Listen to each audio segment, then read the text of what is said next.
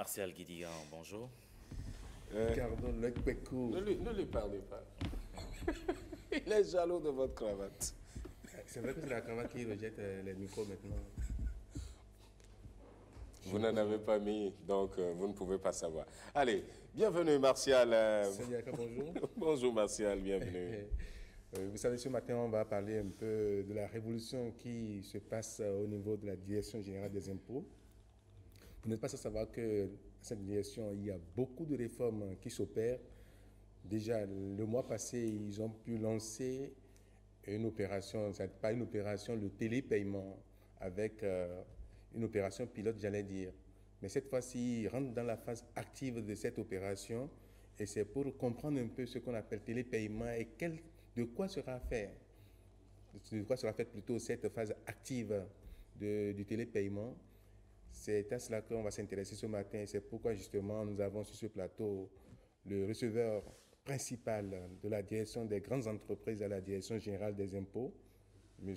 Joël Agosoupe. Joël Agosoupe, bonjour. Oui, bonjour, monsieur. Est-ce que vous pouvez nous faire un peu la genèse du télépaiement? Pourquoi cette innovation à la Direction générale des impôts? Bon, avant d'aller à la genèse du télépaiement, je vais commencer par remercier toutes les autorités, le ministre des Finances, le directeur général et son cabinet, qui nous ont permis de réaliser ce projet. Cela dit, et le projet Paris qui nous accompagne dans ce cadre. Vous les remerciez parce que d'ores et déjà c'est un bon projet, c'est ça? C'est ça. Ah bon. C'est bien ça. Donc, le télépaiement, il faut dire que l'objectif principal, c'est la facilitation des opérations de déclaration et de paiement des impôts aux contribuables pour qu'ils puissent faire leurs opérations à moins de coûts et qu'ils gagnent du temps pour faire leurs déclarations et leurs paiements. Donc ça avait commencé déjà il y a un moment par la télédéclaration.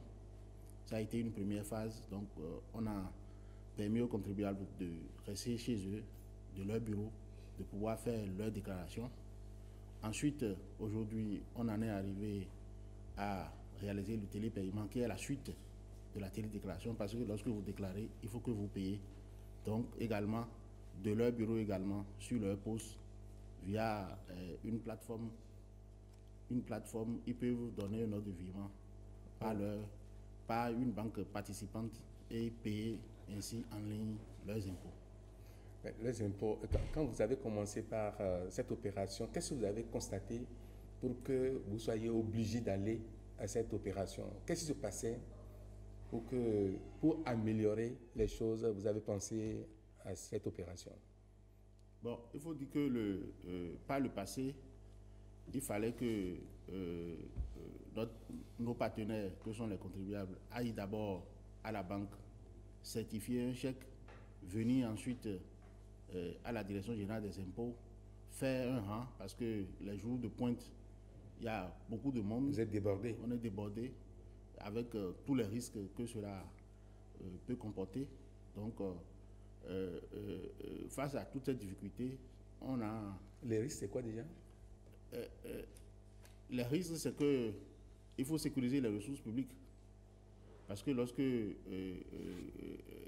vous venez à la caisse avec beaucoup de monde, le contribuable n'est pas sûr que son paiement est allé au trésor public avec tout ce qui peut avoir comme risque pour lui quand on transporte de l'argent. Vous savez, il y a toujours des risques qui pèsent dans ce circuit-là. Donc, pour éviter toutes ces tracasseries aux contribuables et leur permettre de gagner du temps, on a décidé d'aller très tôt à la généralisation du télépaiement. Et c'est ça qu'on peut appeler, à tort ou à raison, la dématérialisation? Parce que vous n'êtes plus en contact avec les clients. Oui, c'est bien ça la dématérialisation. Puisque le contribuable n'est plus en contact avec l'agent des impôts, il reste dans son bureau avec son poste ordinateur, il peut faire sa déclaration et procéder à son paiement. Venons maintenant à la phase pilote que vous avez eu à lancer. Qu'est-ce que vous avez remarqué pour qu'aujourd'hui vous soyez obligé d'aller à la généralisation de cette opération? Bon, il faut dire qu'on était très satisfait euh, de la phase pilote parce qu'on avait sélectionné un groupe d'entreprises qui ont expérimenté le télépaiement avec réussite. Ils ont pu tirer leur quittance en ligne, ils ont payé en ligne, et ils ont tiré leur quittance en ligne, ils ne sont pas venus à la direction générale des impôts. Nous-mêmes, à notre niveau, il y avait un suivi de l'opération qui, à temps réel, en tant que receveur, il pouvait savoir qui a déclaré, qui a soumis son paiement et à quelle étape se trouve le paiement dans la procédure. Donc on était très satisfaits, ce qui nous a poussé à aller très vite dans la généralisation. Ce que je pouvais dire par rapport au lancement, c'est qu'il y a dans le processus que nos partenaires doivent faire approuver un document par leur banque, venir déposer ça à la direction des impôts, venir déposer ça à la direction générale des impôts pour être inscrit sur la plateforme de télépaiement. Sauf que par rapport à ce document, certains pensent que la direction générale des impôts va utiliser ce document pour aller prélever de l'argent sur leur compte. Je voudrais dire ici de façon solennelle que cela n'est pas le cas et que ce document n'est utilisé que dans le cadre du télépaiement. Et le télépaiement, ils ont accès au télépaiement dans un espace personnalisé. Ça veut dire que le contribuable a un utilisateur que lui-même il a désigné, qui a un mot de passe que l'administration ne connaît pas et qu'ils sont en mesure de changer ce mot de passe à tout moment. Mais je ne comprends pas. Ça voudra dire que vous avez facilement accès à leur compte? Non, on n'a pas accès à leur compte. C'est-à-dire que le fait qu'il y a une relation, il y a un intermédiaire qui est la banque. Parce que quand on veut faire le télépaiement, forcément, il faut avoir une banque partenaire. Donc, il y a une procédure entre la direction générale des impôts, la banque et nos partenaires qui sont les contribuables. Alors, donc, il y a un document qu'il faut que la banque signe pour dire que le contribuable doit faire son paiement par sa banque. En fait, c'est pour éviter que à chaque mois, le contribuable n'aille donner des ordres de virement, qu'on a créé un document qui permet de donner un ordre permanent pour que dès que le contribuable soumet son paiement, la banque puisse l'accepter et puis le procéder. Donc ça a fait l'objet d'interprétation au niveau de nos partenaires et on tient à expliquer que ce n'est pas du tout ça. La procédure qui veut qu'on aille chercher de l'argent sur leur compte est totalement différente. Il faut d'abord qu'ils doivent aux impôts et qu'il y ait une procédure spéciale et qu'il y ait une procédure spéciale par ça que la plupart des contribuables connaissent d'ailleurs. Avec le télépaiement, c'est vrai qu'il y a plus d'accélération dans les opérations, il y a plus d'aisance, mais la généralisation va se passer comment désormais? Avec combien d'entreprises, par exemple? Bon, le projet concerne actuellement la direction des grandes entreprises. Alors, donc, qui dit grandes entreprises, c'est environ 500 entreprises et c'est eux qui seront concernés par la généralisation. Donc, vous permettez, c'est toutes les structures, aussi bien publiques que privées, ou bien oui, toutes les entreprises qui payent habituellement leurs impôts, qui déclarent, qui payent habituellement leurs impôts à la direction des grandes entreprises qui seront concernées. D'accord. Structures publiques ou privées, tout le monde confondu. Donc, c'est ces entreprises qui seront concernées. Donc, vous voulez nous affirmer, là où vous êtes là maintenant, qu'avec le télépaiement, les caisses de l'État, j'allais dire, se gonflent comme le dit. Oui, c'est-à-dire il y a plus de ressources, je voulais dire directement. Il y a beaucoup d'intérêt au télépaiement, comme j'étais en train de le rappeler tantôt, puisque il y a